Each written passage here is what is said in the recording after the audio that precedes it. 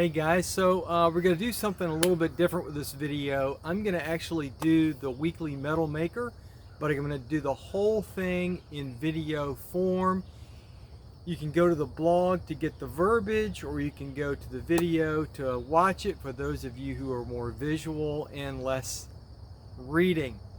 So there's 4 parts to the weekly metal maker. There's the martial arts, there's the fitness, there's the outdoor skills, which we call the Wildwood program, and then finally there's the spiritual component. And so I encourage you, this metal maker supports all of our programs. We have 4 programs. We've got the Heritage Self-Defense, which is all these programs are free because we're a nonprofit. There's Heritage Self-Defense, there's the Heritage Fitness, there's Heritage Wildwood, and then there's Heritage Spirit, and there's a special Spirit page at heritageartsinc.com where you can go to online church with us, and then of course the distance learning programs for the martial arts, for the fitness, and for the Wildwood. And then we'll keep you accountable, and the program's totally free, so all of them. So sign up at heritageartsinc.com. Do it as soon as you finish watching this video, or stop and do it now. All right, so the first piece of the metal maker is always the martial arts part. Next week, the second week of the month, the second full week of the month, is always about grappling, or what we call stand-up wrestling, or what MMA they call clinching. So if you're gonna overcome an individual who's attacking you, who's bigger than you are, then your grappling technique is going to need to be stellar, and your grappling fitness is going to need to be very good in order to be able to withstand this person. There's a reason why there's weight classes in sports. There's a reason why offensive linemen are bigger than tight ends. Size matters. And if you're going to overcome a size deficit, then you need to be strong and you need to have good technique. We address that in Heritage Self-Defense using constitutionals. The constitutionals build fitness and technique at the same time. Here's a little constitutional that we're going to do next Tuesday night in Richmond. So if you're local to Richmond, by the way, come train with us. Our club is free. We've been outdoors 12 months a year, 2 nights a week since 2009. So the first exercise I'd like for you to do is bag lifts. So just pick up your bag. 25 reps each. Now, if you're super fit and you can just grind out 25 of each, one after the other, good for you. Push yourself a little bit, but you can't train in red line all the time, and we're going to get to that in the next segment. So if you have been training red line a lot recently, then you should do lower reps of this because you don't want to overstress yourself. If you're a beginner, maybe you want to do 1 or 2 reps of each and then come back.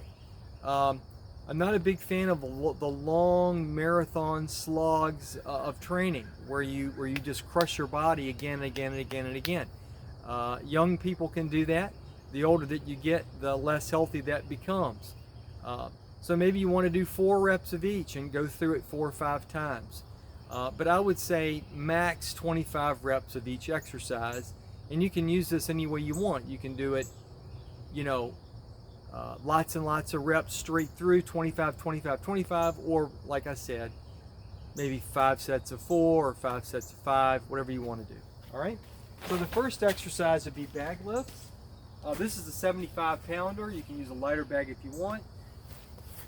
Grab the bag, get it up to your shoulder, set it down. That's 1 rep. After that, Russian squats. So with a Russian squat, you get into your good fighting position. Your forearms are parallel. You're in here, you've created your box. Squat 1, squat 2, squat 3, and etc. All right? Next, shoulder rolls. So you want to get a good roll from your arm, this shoulder, shoulder to opposite hip, so that the roll is across your back. You want to get 25 really good rolls. Step forward and pop back up. Very useful if you get thrown or knocked down. Next, drop duck unders. So if you're in drop duck under position, your arms are straight, you're interlocking his arm and this hand is behind his neck. So when you do your drop duck under, this is how you get to the reverse of the person, how you take their back. So you would go 1, pull his head down as you raise his arm, and then you slide behind his back, and then you take the body lock. From the opposite side, you're in this position, you've interlocked his arm, this hand's behind his neck, you step in, boom, pull his head down, and then spin to take his waist. Do 25 reps of that. Do 25 shots. So again, you're in your good position, you step forward, you slide, and you step through to take your tackle. 25 good sprawls. You can sprawl either to the ground or to the bag. Nice sprawls. And back up, 25 of those. And then wrap up with 25 bodybuilders. 10 count bodybuilder. 1, 2, 3, 4, 5, 6, 7, 8, 9, and 10. So knock that out. That's a nice basic constitutional for grappling fitness and technique. Now let's go do some talk about prehab for your fitness work. Okay, let's talk about prehab. So there's rehab, and that's what you do when you've been injured. You have to go to rehab or you have to go to PT, right?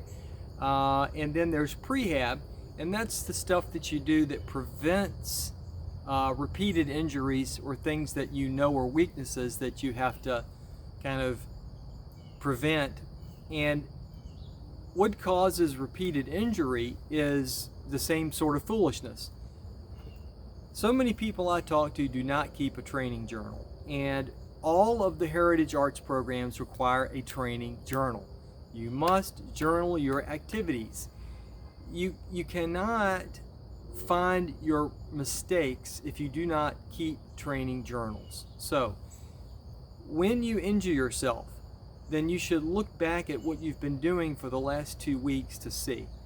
Injuries are often an indicator of overtraining. So if you are getting injured, you're probably overtraining. Most injuries in weightlifting occur on the last rep, or trying to get, rep number 10 when you should have stopped at rep number 9. And most repetitive training injuries occur because we keep overtraining and we keep doing the same foolishness over and over again without addressing the core problems and issues of strength. So you have to go back and mine your training journals for this. That's how you find them. And I picked up on this. I got this insight from Dan John a long time ago, and I'm not immune to this. I keep getting tendonitis, and I keep getting tendonitis in the same places. I finally found out how to prevent and address the problem. Oh, look, the sun just came up right in my face. Isn't that great? But I'm not going to move. So I do martial arts, and I do weapons, and I train not just with lightweight things like knives, but also with sticks. And the cane is especially, the walking stick is especially difficult and hard on the wrist. And if you want to talk about the one that murders your wrist, that's tomahawk. Tomahawk training requires the wrists of, steel. And so how do I address that? Well, I just recently injured, and this one I was doing some retention and capture work where you lose your weapon and you regain it real quickly. And the way that I grabbed the cane and I did a roll, the way I rolled, the talon of the cane grip the ground, and it just twisted my wrist. So, and I'm just giving you this example. Your problem might be ITB. Your ITB might be continuously inflamed, or you might have neck pain. I don't know what it is, but if you mind your training journals, you can figure out what you've been doing, and every time it happens, oh, guess what? That's what I was doing when I injured it. So I'm just giving you this wrist example so you can see it in practice, all right? Now, most of your rehab exercises are going to be eccentric. If you've ever had PT for a tendonitis or for other injuries, often it is an eccentric exercise. In other words, it's not a push, it's a slow descent. If you are working on your knee, if you have a knee, a lot of times they'll have you to do assisted squats, where you assist with your arms, or maybe you have your arms around an object, something like that. So if you have wrist pain, here's what I'm doing right now as my rehab for my injured wrist, and then what I'll be doing as my prehab going forward. So what I've done is I've just made myself a hammer. You could probably use a real hammer if you wanted to. But what I'm doing for my rehab is I'm doing slow eccentric descents and then assisted lifting. Now what this does is tendons and muscles, and really your tendon is nothing but the muscle where it gets thin and attaches to this underlying bone structure. When you do a contraction, let's say if I was to muscle this up right now, which I could, then that puts strain on the muscle during a contraction. It increases the amount of stress on the connection point astronomically. But if I am stressing it under descent, then I'm not contracting it. I'm actually expanding the muscle and not overstressing the tendon connection point. And what that does is it speeds healing because there's so little blood flow to the tendon, to the connection point, that it won't heal. So just taking time off, you need to take a little time off, but you need to do the eccentric exercise to get the healing effect. So I usually do about 10 of those, and then I'll do 10 to the other side. Slow descent, and then assisted up, and then slow descent. So what this does is it stresses out the muscles and tendons, but it doesn't hyper-stress them out by forcing the contraction at the same time. Right? And then I do 10 in that direction. Then I do 10 forward, and I slowly let it drop to the front, and then assist, and then slowly let it drop to the front and assist. And then for the rear, I get it up to position, and then I slowly descend, and then I slowly descend.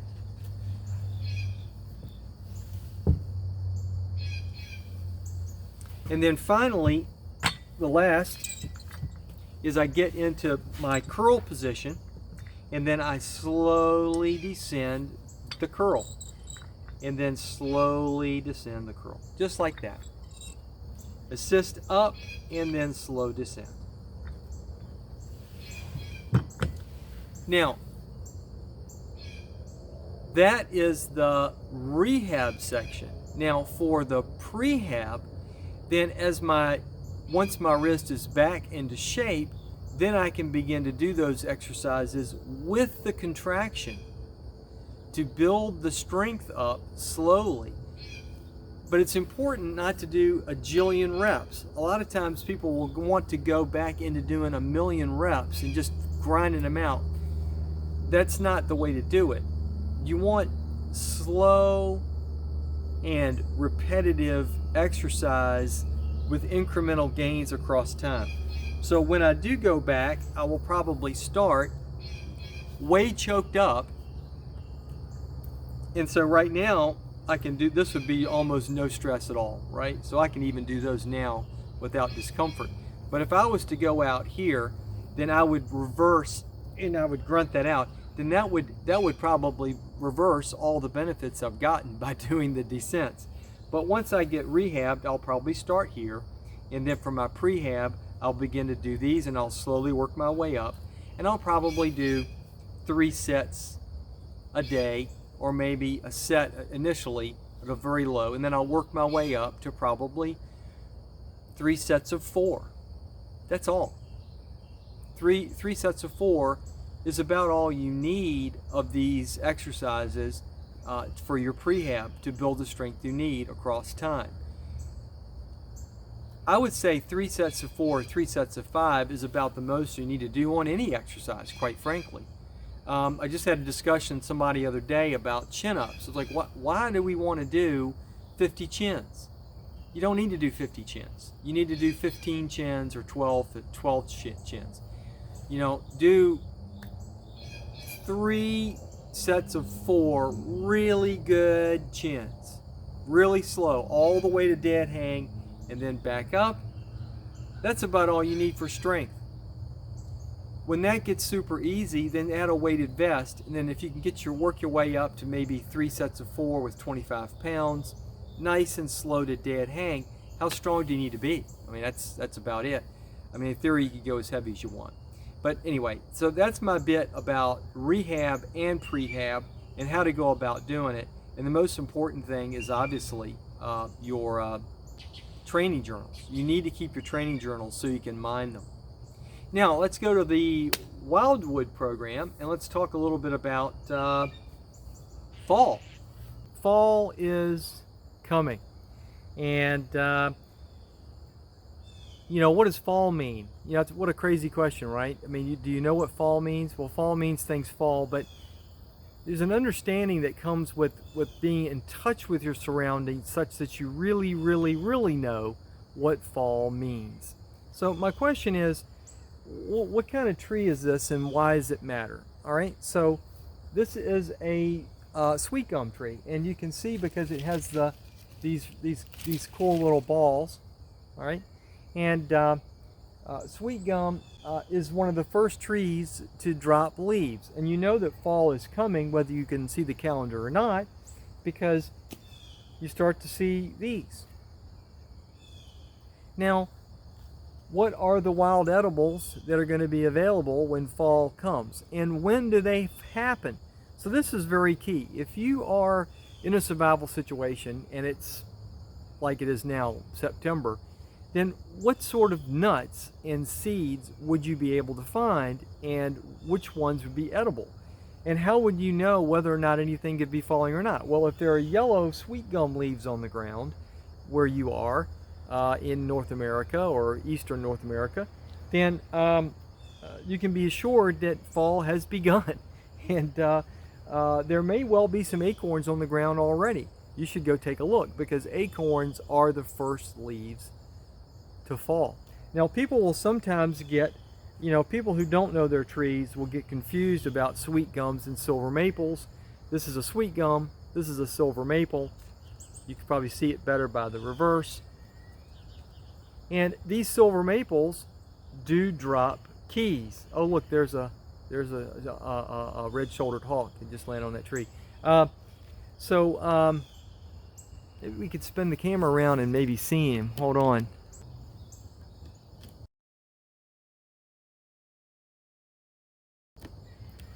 Sorry, a little distraction. Anyway, the silver maple doesn't drop its keys this time of year. You can search to your heart's content and you're not going to find them. Only sugar maples drop their little whirligigs in the fall. Red maples will sometimes drop them twice a year, in spring and in fall, but the silver maple only does the spring. And I love to eat them. They're absolutely delicious, and they taste something like a cross between a sunflower seed and a toasted soybean. So you're not going to find whirligigs this time of year. You're just not, unless you've got sugar maples where you are, in which case you're probably a little further north than here, because I don't see many sugar maples. I don't think I've ever seen a sugar maple here in Virginia, or maybe I'm just dead from the neck up. So the first nut that you're going to see falling is probably going to be the acorn. Pecans or pecans are going to fall kind of randomly, but probably sometime in the middle of the fall season, along with your hickories.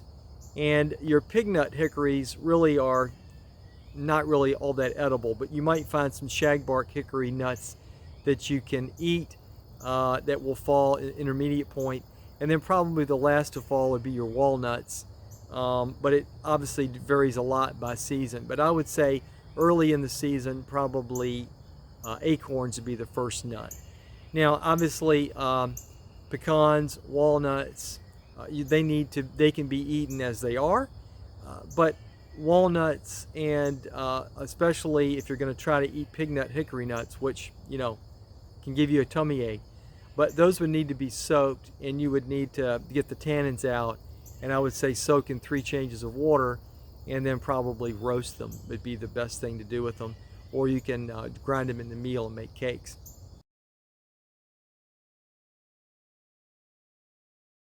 All of these are things that you should know if you get stuck in a survival situation, so you can know what might be out there to eat, when to expect it, whether or not you could expect to find it in your environment, and so on. Now, if you're interested in the spiritual part, I'm going to tack on the video that I made last week to the end, and if you didn't watch it, you can watch it or watch it again. Spend some time contemplating this scripture, and I think you'll find that it unlocks a new level of spiritual development.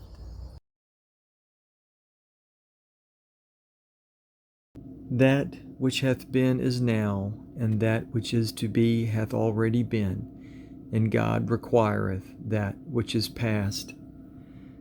Day follows night, and night follows day. The seasons turn, spring, summer, fall, winter, endlessly repeating, the constellations spinning in their same circles. Empires rise and fall.